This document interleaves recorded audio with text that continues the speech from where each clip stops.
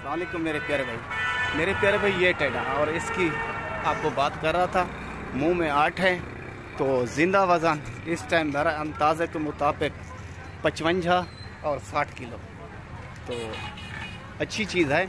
और झालर वाली ये तो अभी आंडू है, तो बनेगा जिस टाइम आप खसी करेंगे ना, ये 100 किलो से ऊपर हो जाएगा।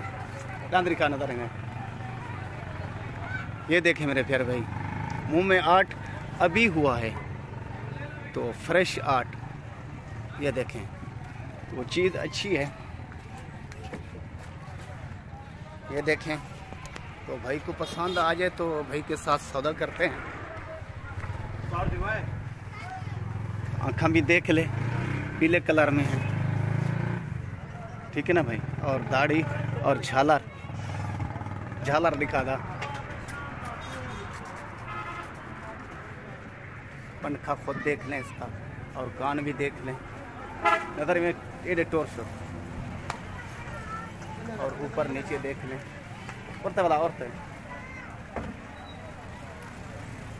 अकेल छोड़ा था हमारे, ये चीज़ है भाई। ठीक है, आप देखें, पसंद करें तो भाई के साथ सौदा करते हैं। आंडू है, ये दिन में कम से कम 5-6 बकरियां क्रॉस करता है, तो आप खुद बनाएं इसको, खसी करें,